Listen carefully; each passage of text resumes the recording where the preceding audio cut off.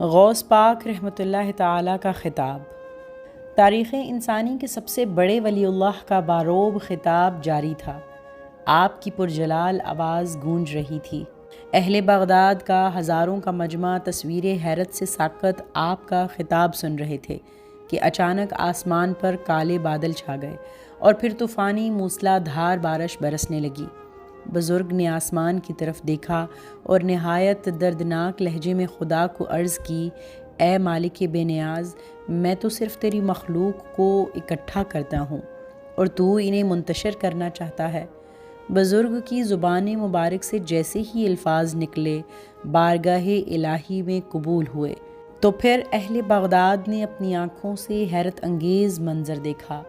جہاں پر لوگ تقریر سننے کے لیے جمع تھے وہاں بارش برسنا بند ہو گئی، جبکہ میدان کے چاروں طرف موسلا دھار بارش اسی طرح ہو رہی تھی۔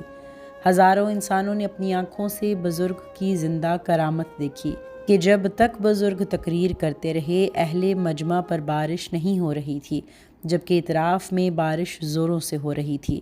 اس کرامت کی شہرت چاروں طرف پھیل گئی۔ پھر پورا ملک آپ کا واعظ سننے کے لیے امڑ آتا۔ ملک کے دور دراز علاقوں سے ہدایت کے متوالے اپنی اندھی بے نور روحوں کے ساتھ تقریر سننے آتے، پھر کثافتوں کو لطافتوں میں تبدیل کر کے گھر لوٹتے۔ اسی طرح ایک روز آپ خطاب فرمانے لگے۔ ہزاروں لوگ عقیدت و احترام سے آپ کا واعظ سننے کے لیے جمع تھے۔ ابھی آپ نے تقریر شروع نہیں کی تھی، حاضرین مجلس آپس میں گفتگو کر رہے تھے۔ حاضرین میں ایک اور بہت نیک بزرگ شیخ علی بن ابی نصر بھی موجود تھے، جو آپ کے بالکل سامنے بیٹھے تھے۔ کیونکہ ابھی تقریر کا آغاز نہیں ہوا تھا، اس لیے اچانک شیخ علی پر غنودگی طاری ہوئی اور آپ کو نیند آ گئی۔ بزرگ تقریر کرنے کے لیے ممبر پر جلوہ افروز ہوئے۔ تقریر شروع کرنا چاہی، ایک نظر ہزاروں لوگوں کو دیکھا، پھر بزرگ کی نظر ایک طرف ٹھہر گئی۔ آپ شیخ علی کو دیکھ رہے تھے۔ پھر اچانک بزرگ بولے، خاموش ہو جاؤ، خاموش ہو جاؤ۔ بزرگ کی زبان سے یہ الفاظ جیسے ہی حاضرین کی سماعتوں سے ٹکرائے تو حاضرین مجلس فوراً خاموش ہو گئے۔ ہزاروں لوگ تصویر حیرت بنے خاموش تھے۔ لوگوں کی سانسوں کے سوا کوئی آواز نہیں آ رہی تھی۔ پھر اہل مجمع نے ایک اور حیرت انگیز منظر دیکھا کہ بزرگ اپنے ممبر سے نیچے اتر کر آئے اور سوئے ہوئے شیخ علی کے سامنے نہایت ادب و احترام سے کھڑے ہو گئے۔ حاضرین اس غیر متوقع واقعہ سے حیران تھے، کیونکہ ان کی نظروں نے آج سے پہلے کبھی ایسا منظر نہ دیکھا تھا۔ بزرگ نہایت پیار، ادب و غور سے شیخ علی کے چہرے کو دیکھ رہے تھے۔ حاضرین حیران تھے کیونکہ کافی دیر ہو گئی تھی، لیکن بزرگ نہایت خاموشی اور ادب سے کھڑے تھے۔ پھر جب شیخ علی نیند سے جاگے تو انہوں نے اپنی زندگی کا حیران کن منظر دیکھا کہ جس بزرگ کا وہ خطبہ سننے آئے تھے، جن کے وہ دیوانے تھے، وہ احتراماً ان کے سامنے کھڑے ہیں۔ شیخ علی کو کچھ بھی سمجھ نہ آیا، وہ گھبرا کر فوری کھڑے ہو گئے، لیکن بزرگ نے اپنا دست شفقت شیخ علی کے کندھے پر رکھا اور دل نواز تبسم سے فرمایا، علی آپ بیٹھ جائیں۔ لیکن شیخ علی نے عقیدت و احترام سے لبریز لہجے میں کہا، یا شیخ آپ کھڑے ہوں تو میں کیسے بیٹھ سکتا ہوں؟ میں عاجز مسکین یہ گستاخی کیسے کر سکتا ہوں؟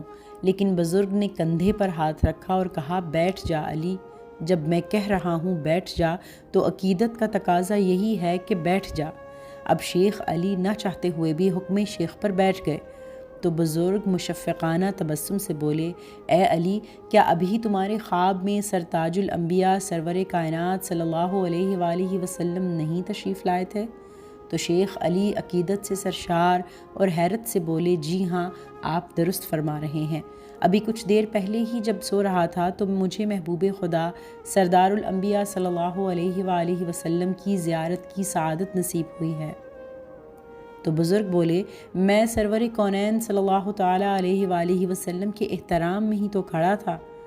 شیخ علی عقیدت اور رقت آمیز لہجے میں بولے، یا شیخ، کیا سرور دو جہان صلی اللہ علیہ وآلہ وسلم نے آپ کو کوئی ہدایت بھی فرمائی ہے؟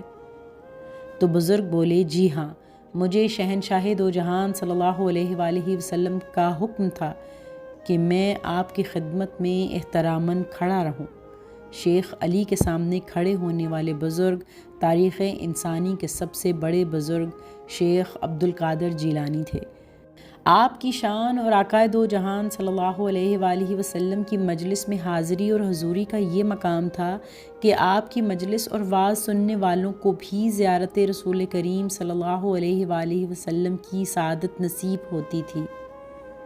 مورخین لکھتے ہیں کہ حضرت شیخ عبد القادر جیلانی کے واعظ سننے والوں کی تعداد 70,000 تک پہنچ جاتی تھی۔ آپ کے دور کے ایک اور بڑے بزرگ شیخ ابو الحسن انصاری شیخ عبد القادر جیلانی کے وجدان اور حالت کشف کا واقعہ اس طرح بیان کرتے ہیں کہ میں آپ کا واعظ سننے کے لیے بغداد پہنچا۔ میرے پہنچنے سے پہلے ہی میدان حاضرین سے بھر چکا تھا، لہٰذا مجھے آخری صفوں میں جگہ ملی۔ حضرت شیخ کا زہد پر واعظ جاری تھا۔ میں نے دل میں سوچا کاش آپ معرفت پر ارشاد فرمائیں، تو آپ نے معرفت پر مدلل اور پرتاثیر فکر انگیز تقریر فرما دی، جو اس سے پہلے میں نے کبھی نہ سنی تھی۔ پھر میرے دل میں خیال آیا کاش حضرت آج شرک کے موضوع پر بھی اظہار خیال فرما دیں، اور پھر میری حیرت کی انتہا نہ رہی جب حضرت جیلانی نے پہلا موضوع بدل کر شرک پر ایسی جاندار علمی تقریر فرمائی کہ میں حیرت کے سمندر میں ڈوبتا چلا گیا۔ شیخ عبد القادر جیلانی کے منہ سے الفاظ و معانی کا آبشار ابل رہا تھا، علم و حکمت کے موتی لٹا رہے تھے۔ ایسا خطاب میں نے پوری زندگی کبھی نہ سنا تھا۔ شرک کے اسرار و رموز پر ایسی گفتگو جو میں نے پہلے کبھی نہ سنی تھی۔ میرے ہوش و حواس گم ہو چکے تھے، میں تحیر کے آخری درجے پر تھا۔ پھر میں نے سوچا کہ کاش شیخ فنا و بقا کے پیچیدہ مسئلے پر روشنی فرما دیں۔ اسی لمحے جناب شیخ نے فنا و بقا پر سیر حاصل تقریر فرمائی۔ الفاظ و معانی کا سیلاب جاری تھا۔ مجھے لگ رہا تھا کہ آج کی محفل جناب شیخ نے میرے لیے ہی سجائی ہے۔ میں جو دل میں سوچتا تھا آپ اسی پر پرمغز تقریر فرما دیتے۔ مجھے جناب شیخ عبد القادر جیلانی کے مقام، شان اور کشف کا اندازہ ہو رہا تھا کہ ہزاروں کے مجمع میں جو میں دل میں سوچ رہا ہوں آپ اس کا جواب دے رہے ہیں۔ پھر میں نے سوچا کاش حضرت شیخ آج غیب و حضور کے مشکل مسئلے کو بھی آسان کر دیں، اور پھر میری حیرت آخری حدوں کو چھونے لگی جب شہنشاہ بغداد نے غیب و حضور جیسے مشکل موضوع کو اس طرح بیان فرمایا کہ میری سالوں کی تشنگی دور ہوئی، میرے دل و دماغ کو سکون نصیب ہوا۔